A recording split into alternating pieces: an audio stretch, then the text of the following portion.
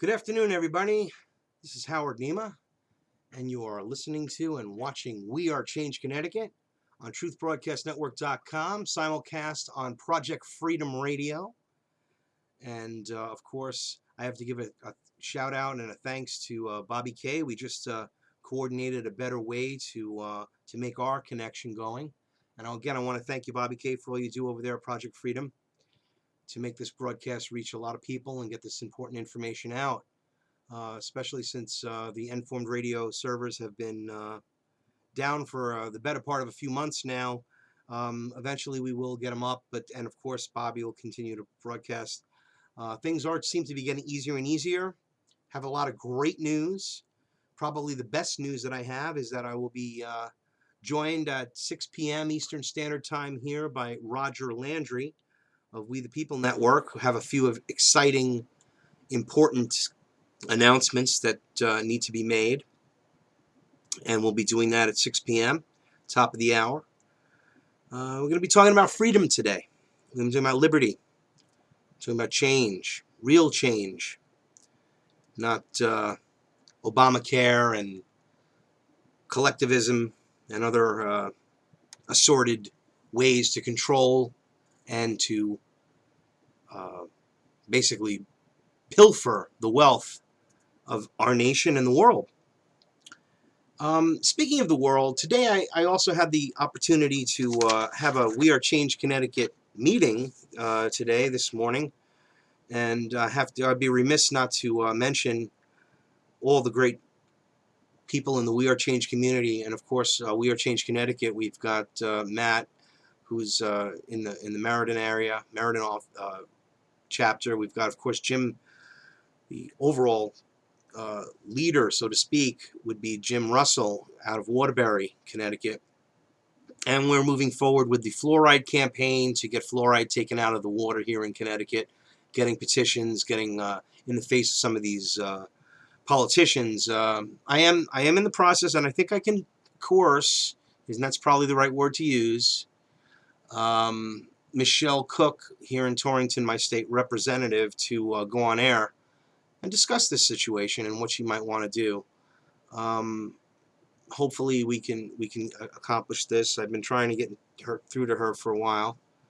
I think I'll give a little more of a pull effort. And other things locally here in Torrington, Connecticut, I must say, there's the summer is here. It's beautiful. We have the Arts and Culture Committee, are just amazing. A lot of good cultural stuff here. My band Azure Soul takes part in it. And there's a lot of good stuff going on in a local community with the arts. Last night, Jock Williams had the art gallery, the Artwell Art Gallery had a showing, and again with musicians and culture, which is again the designed destruction of our world, is to have everybody stay inside and watch these boxes and television sets and not get involved in community activities. We must have action within our communities to make the change we need. That's clearly a problem. Moving ahead, though, we have other great things again with Roger Landry. I don't want to blow his thunder because it's just going to be tremendous and some even bigger news. So we'll be hitting that at 6 p.m. And I guess I'll go to the We Are Change Connecticut page here. We have, again, the Fluoride Action Committee. Go check that out in your communities and in your towns. We have to get that information out.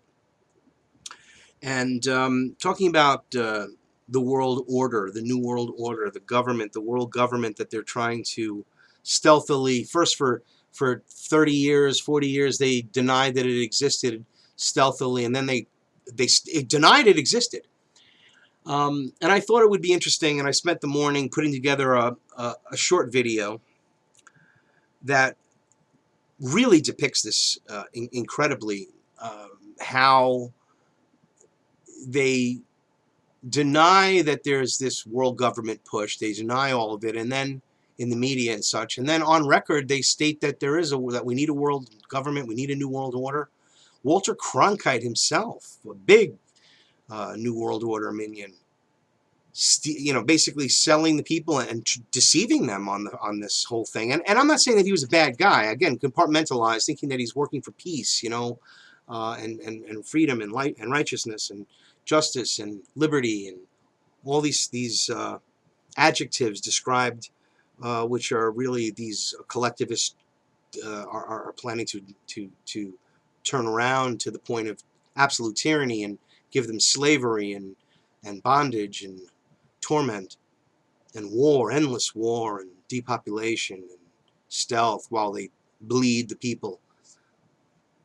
Anyway, so I put together this video. I titled it "Why World Government." There's no actual title card or anything. It's a piece that I put together. I guess took me a couple hours. It's a short film. It's only about 10 or 15 minutes long. But I think that it really does emphasize what is happening and how it was looked at in the past. Tom Braden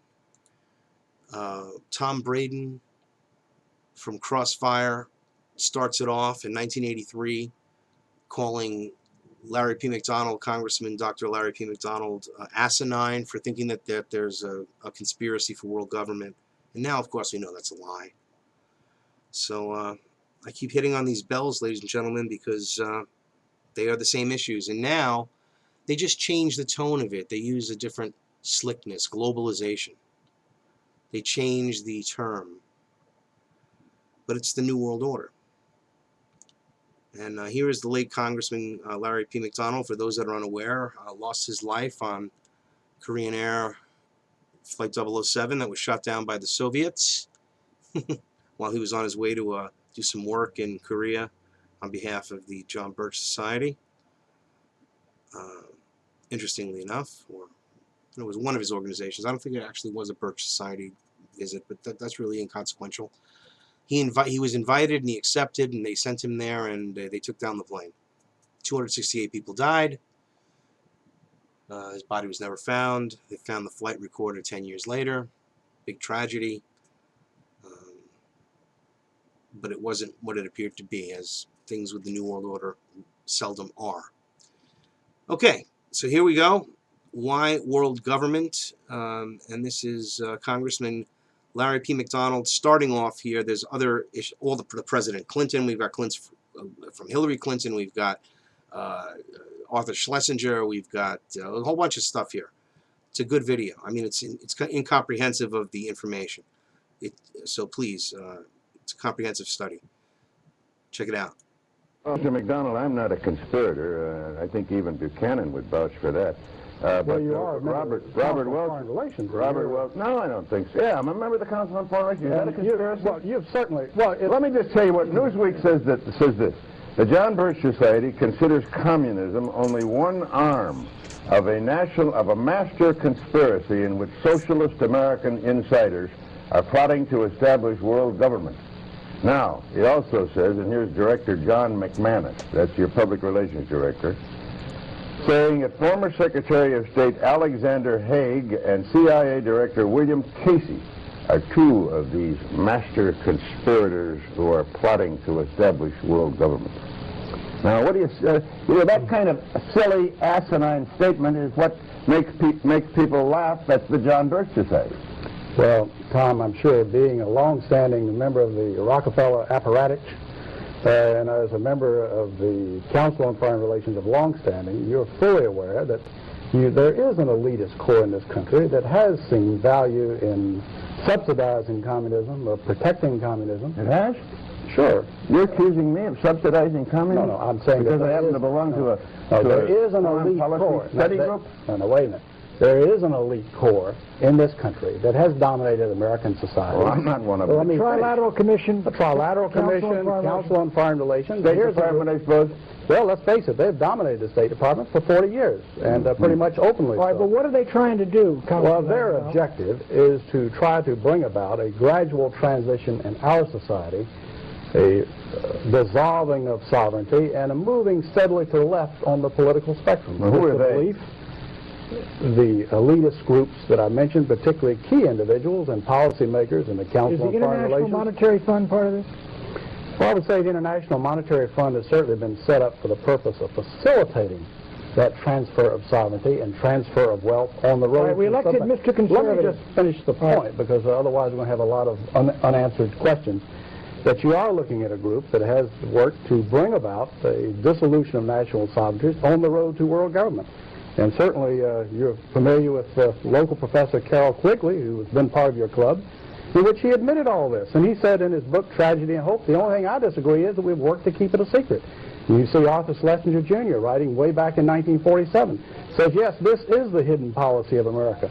But we can't tell the American public because they're too unsophisticated to see the value. What is the instrumentality of world government? What is the instrumentality? Of all the things to say about Arthur, that's the silliest statement I ever heard. He never made anything like that. Well, let me suggest that you read the May-June issue of the Partisan Review of 1947, Tom, and you can read it for yourself. It's called Arthur Schlesinger said there was a conspiracy, to promote communism. Oh, no, he didn't use the word conspiracy. He said the objective was to bring about... Well, let me finish.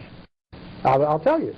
He said that the objective, the secret policy, which we can't tell the American public because they're not sophisticated enough to see the value, is that through a steady result of erosion of New Deals, we bring the American society steadily to the left, and through a sound concept of benign containment, we merge into the vital center of the social...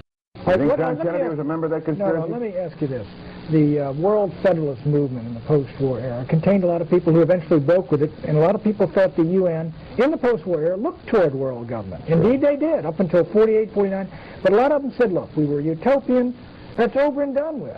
We can't move. And a lot of them came in Kennedy's government. Schlesinger was in there when they were fighting in Vietnam, launched the effort in Vietnam. Schlesinger was behind the Bay of Pigs.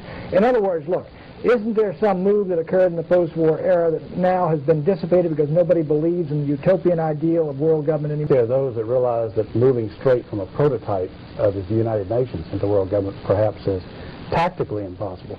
But phasing out increasingly national sovereignty into regional government and phasing out sovereignties into international treaties and multiple areas could be a route. The whole movement toward, quote, interdependence. Yeah. NATO is part of the conspiracy? Well, there are certainly elements in NATO. There are people in NATO who are very strongly dedicated to the defense of the West. But at the same time, you find in NATO a steady dissolution. You find a growing weakness as a NATO policy dominated by State Department policies that has not worked. Well, it's a regional grouping, and I think they're... We stand at a defining hour. Halfway around the world, we are engaged in a great struggle in the skies and on the seas and sands. We know why we're there. We are Americans, part of something larger than ourselves. For 2 centuries, we've done the hard work of freedom, and tonight we lead the world in facing down a threat to decency and humanity. What is at stake is more than one small country. It is a big idea, a new world order, where diverse nations are drawn together in common cause to achieve the universal aspirations of mankind: peace and security, freedom, and the rule of law. Such is a world worthy of our struggle and worthy of our children's future.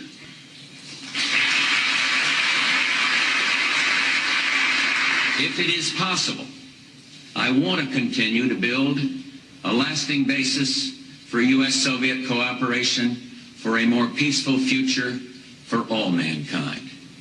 The triumph of democratic ideas in Eastern Europe and Latin America, and the continuing struggle for freedom elsewhere, all around the world, all confirm the wisdom of our nation's founders. Tonight, we work to achieve another victory, a victory over tyranny and savage aggression. The Norman Cousins Global Governance Award, Walter Cronkite. World government is the structure necessary for global justice. You, sir,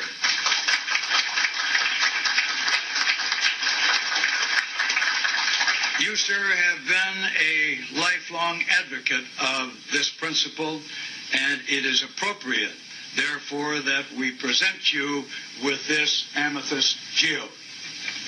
Well, there are two reasons, really, why I'm particularly grateful and honored by this award.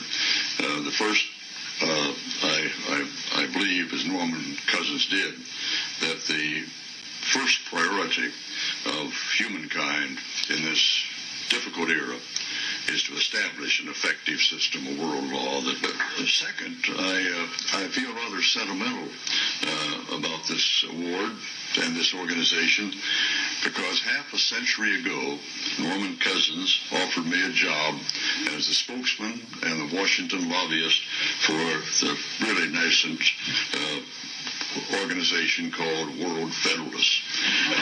I was honored. He and Oscar Hammerstein met me in Waldorf and twisted my arm quite vigorously. I chose instead, it turned out, to continue in the world of journalism.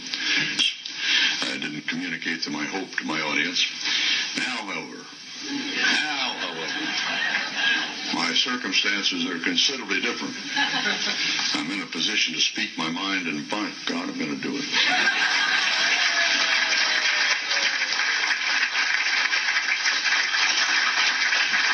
You know, those of us who are living today can truly influence the future of civilization. We can influence whether our planet is going to live or die, whether it's going to drift into chaos and violence, or whether through a monumental educational and political effort, we will achieve a world of peace under a system of law where individual violators of that law are brought to justice. First, we Americans are going to have to yield up some of our sovereignty. That's going to be, to many, a bitter pill. It would take a lot of courage, a lot of faith, a lot of persuasion for them to come along with us on. Give up our sovereignty. Did you hear that? The most trusted man in America. The most trusted man in America said it's a bitter pill to swallow, but we must swallow it. I'm Howard Nema, and you're watching and listening to We Are Change Connecticut on Project Freedom Radio and TruthBroadcastNetwork.com. I'm just interrupting this for a moment for a couple of reasons. First of all, is that unbelievable or what? Cronkite himself. There's about another 3 minutes left on this video, and I won't interrupt it, but I'm just very happy to mention, and I think I should try to set up the camera angle a little bit with this while I'm trying to get used. I'm still working on this program, but I'm going to be over here because Vinny Bdatruth, from a long hiatus, will be joining us in just a short few minutes. He's here in the studio, and I'm happy. I mean, he hasn't been around for a couple of months. There's various things that have occurred, and I'm sure he'll go into the details and talk about a little bit about his recent experience at the Rome emergency room. That's Rome, New York, not Rome, Italy. And we'll go over all the details of that in just a minute. Vinny, how are you? Listen, it is just amazing to have you on air again. Grab a seat. We'll try to get a camera angle, see if you can pull yourself into frame. It's a little delayed, as you can see, with our background. Try to get yourself framed properly. Just this is the new. You got to move that way, I think. Yeah, there you go. And I'll be over here. At least we can both. Well, you just gotta position yourself. I think really it was good right where you were. I mean, you just had to be back and to the side there a little bit more. Yeah. There you go. There you go. All right, we're in there. So anyway, it's great that you're back. Good to see you. I mean, of course, we've been in contact and talking all along, but I'm sure people were wondering where you were and what had happened. Well, I haven't been able to talk to everybody a lot, even with you. I mean, it was maybe a month would go by. You know, I've been really in the woods, really. Literally in the woods. A lot of things going on. We don't have to necessarily go into that now, but I was just mentioning that Roger Landry has some big news. He's coming on at 6 p.m. Nice. We're going to be having some interesting guests coming up in the near future. I'll just leave it at that. And some big news about the We the People movie, which I will talk about. We the People movie is a feature-length, high production quality professional film being put together by We the People Network that will be in theaters. Really? Yes, that's correct. And I don't want to steal his thunder on a lot of other things, and there's a couple of other announcements. But yes, it will be in theaters, and the movie is called We the People Movie, Saving an American Economy. Some other people are very special people Sheriff Mack, huh? have joined into this whole thing, so we've got a lot of interesting things going on. And then again, my band Azure Soul has been privileged to be asked to compose a piece titled We the People, and Nice. clearly we're going to jump all over that. But again, it's great to have you back, and in the future, because I know you're just temporarily here in Connecticut right now. You're going to be having to go back up north. We'll have the Skype thing going on, so we'll be able to. What we'll do is it'll be like, see, right now we're looking at the criminal Cronkite, you know, the lying shill, the New World Order minion, and then it would be more like if we were both talking, I would be over here, and then you'd be able to be there, or vice versa. And there's a couple of other setups we could figure out with Skype. If you're on Skype, we could both be on the same screen on Skype. So there's a lot of opportunities for this. And again, I'm just going into some, just schematics here, but more or less, I just interrupted the criminal Cronkite, who is such a deceiver. And I'm just going to go back about a minute in the conversation, and we're going to continue this film, and then it's only about another 3 minutes, ladies and gentlemen. I think it's very important about the whole idea of world government and how it's being sold on people, and the fact that it's a good thing and it's awesome and wonderful. And then again, we'll be back with Vinny Bdatruth, and I'm so happy to say that. And I'm Howard Nema, and you're watching We Are Change Connecticut on truthbroadcastnetwork.com and Project Freedom Radio. Here is Walter Cronkite. We can influence whether our plan. Here we go. I'm in a position to speak my mind, and by God, I'm going to do it.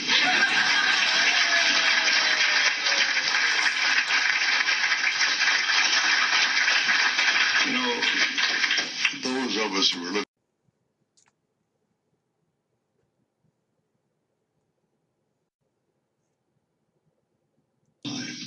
whether it's drift into chaos and violence, or whether through a monumental educational and political effort, a monumental effort, we will achieve a world of peace under a system of law where individual violators of that law are brought to justice.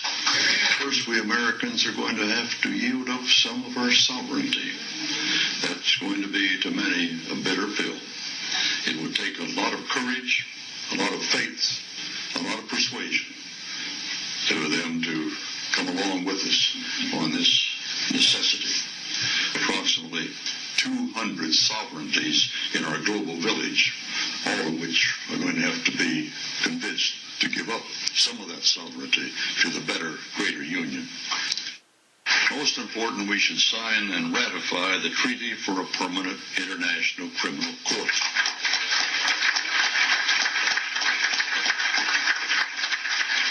That is now at the core of the World Federalist movements. Yeah, it's the core of the police state, you criminal. Will enable the world to hold individuals accountable for their crimes against humanity.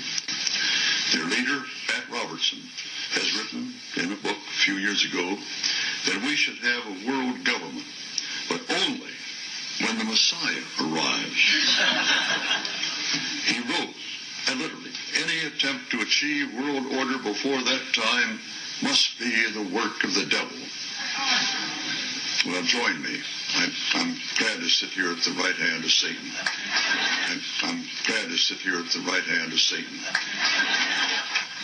Let us hear the peal of a new international liberty bell that calls us all to the creation of a system of enforceable world law in which the universal desire for peace can place its hopes and its prayers.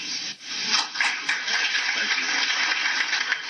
We would like to bring you a message from the First Lady of the United States, Hillary Rodham Clinton.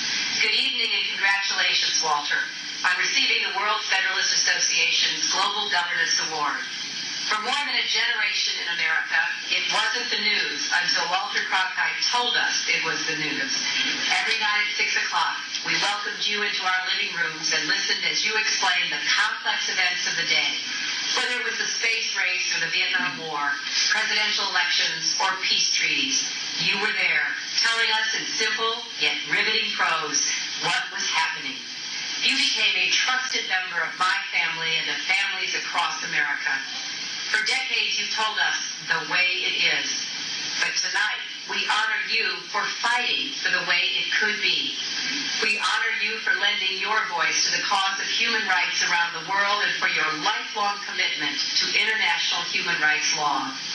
From your reporting on the Nuremberg trials to your work with the WFA campaign to end genocide, you have stirred our consciences and challenged all of us to live closer to the words in the Universal Declaration of Human Rights. All human beings are born free and equal in dignity and rights. So thank you, Walter. Thank you for inspiring all of us to build a more peaceful and just world. We are still listening to your every word. And with your continuing leadership, we can sail across these unnavigated seas into the 21st century. And there's no better captain I can imagine than you. There is a chance the President of the United States can use this disaster to carry out what his father, a phrase his father used, I think, only once, and hasn't been used since, and that is a new world order.